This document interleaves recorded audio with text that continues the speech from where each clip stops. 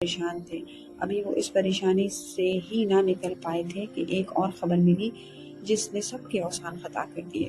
صبح ہی چکرا کر گر پڑی۔ سلطانہ بیگم دل پر ہاتھ رکھے بے ہوش ہو گئیں۔ اشبا کی آنکھوں کے سامنے اندھیرا چھا گیا۔ بارات پر فائرنگ ہوئی تھی اور دولہا موقع پر ہی ہلاک ہو گیا تھا۔ اف، یہ کیا حادثہ ہو گیا! شادی کا ماحول مکمل سوگ میں ڈھل چکا تھا۔ ہر آنکھ اشبار تھی، ہر چہرہ افسردہ تھا۔ آنے والے مہمانوں نے گھر والوں کو سنبھالنا شروع کیا۔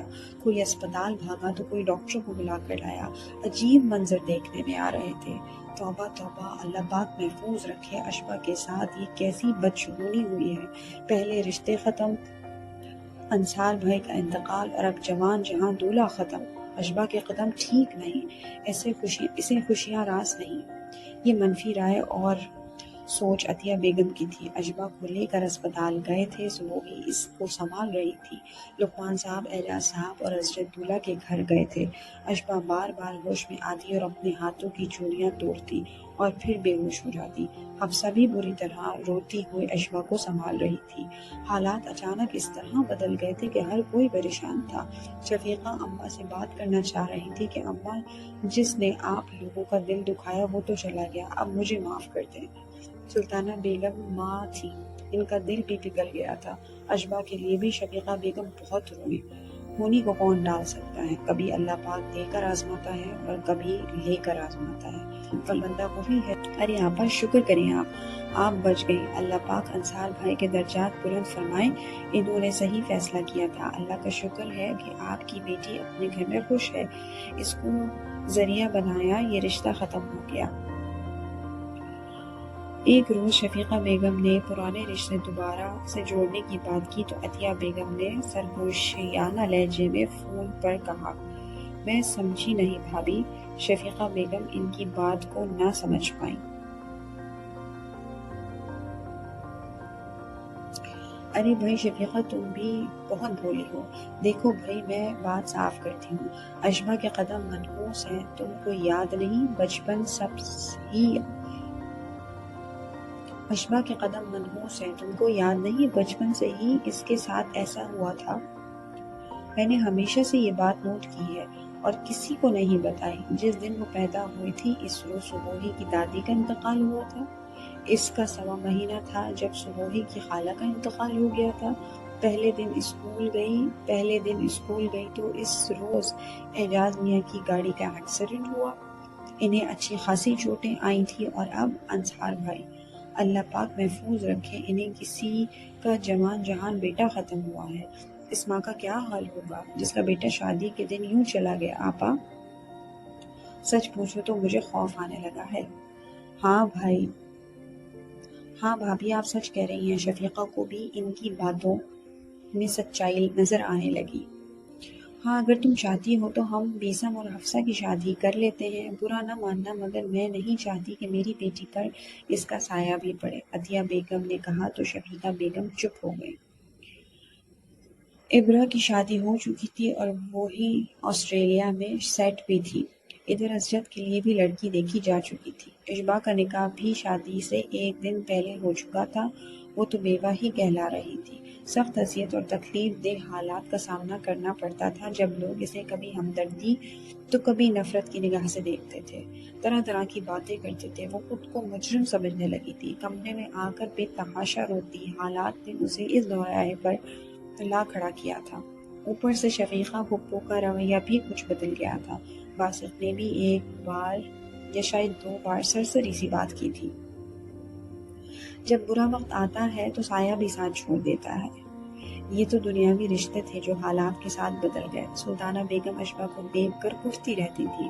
صبح بھی چھپ چھپ کر روتی تھی، اور جب سے یہ پتہ چلا تھا کہ شفیقہ پاکستان آنے والی ہیں اور حفصہ اور بیسم کی شادی کر دیں گی تو اشبا اور زیادہ ٹوٹ چکی تھی۔ طے یہ پایا تھا کہ شفیقہ سیدھا اسلام آباد جائیں گی، وہاں سسرال والوں سے مل کر اپنے گھر کو صاف کروا کر پھر کراچی آئیں گی اور شادی کی تاریخ طے کر دیں گی۔ سلطانہ بیگم چاہتی تھی کہ شفیقہ اشبا کے لیے بھی بات کریں، لیکن وہ تو بالکل چپ تھی اور اشبا کا ذکر تک نہ کرتی تھی۔ حالانکہ ابھی بھی بہت سارے لوگ اشبا کے لیے خواہش مند تھے اور اس کو اپنانا چاہتے تھے، مگر اشبا نے صاف انکار کر دیا تھا اور سب اس کی طرف سے چپ ہو گئے تھے۔ وہ جن حالات سے گزر رہی تھی بہت تکلیف کے تھے، یہ بات سب ہی جانتے تھے۔ اس کو اس کے حال پر چھوڑ دیا تھا۔ اکثر چاندنی راتوں میں جب دل غم سے بوجھل ہو جاتا تھا تو وہ چھت پر چلی جاتی تھی اور چاند کو تکتے تکتے اس کی آنکھیں بھیگ جاتی تھیں۔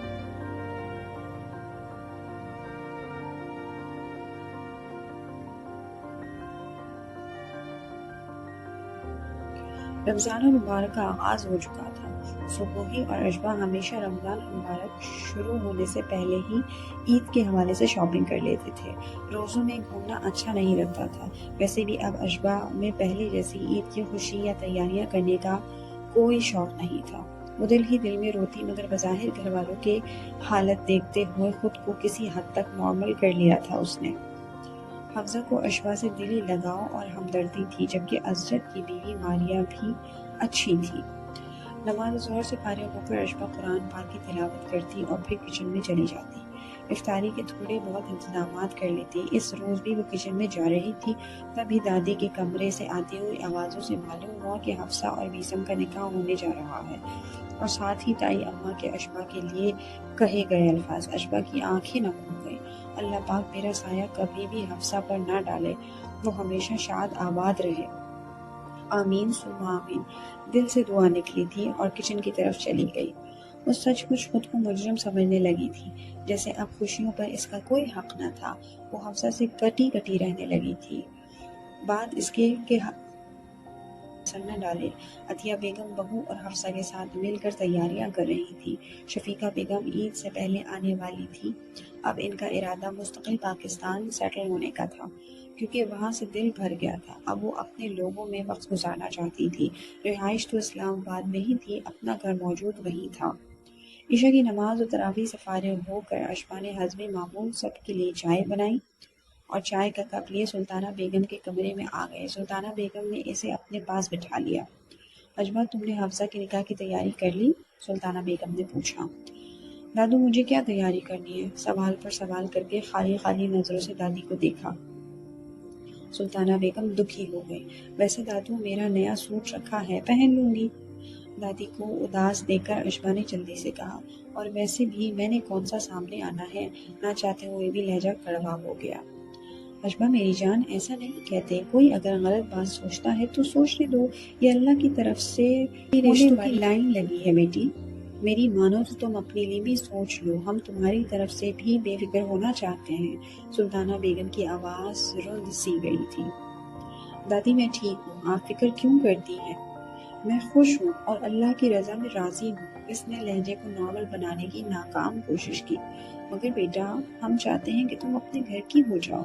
ابرخ کے گھر والے کافی پیچھے پڑ رہے ہیں اور ہم چاہتے ہیں کہ عید کے بعد ہم تمہارے لیے ان کو گھر پر بلوا لیں اور کوئی فیصلہ کر لیں۔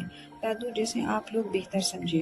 اشبا نے سر جھکا کر دھیرے سے کہا، میری بچی اللہ پاک آگے تجھے اتنی خوشیاں دے کہ تو سارے دکھ بھول جائے، تیرا نصیب ستاروں کی طرح چمکے، آمین۔ سلطانہ بیگم نے اسے گلے لگا کر صدقے دل سے دعائیں دیں۔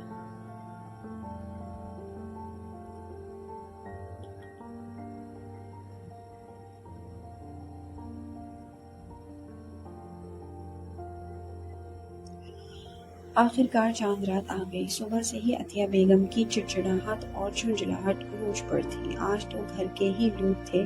شفیقہ بیگم اپنے دونوں بیٹوں کے ساتھ آ رہی تھی۔ ابرا عید کے بعد آنے والی تھی۔ مختصر سے لوگوں کی تقریب میں بھی بے حد تیاریاں تھیں۔ سب لوگ خوش تھے، اتنے عرصے بعد شفیقہ بیگم آ رہی تھی۔ سلطانہ بیگم بے چینی سے بیٹی کی منتظر تھی۔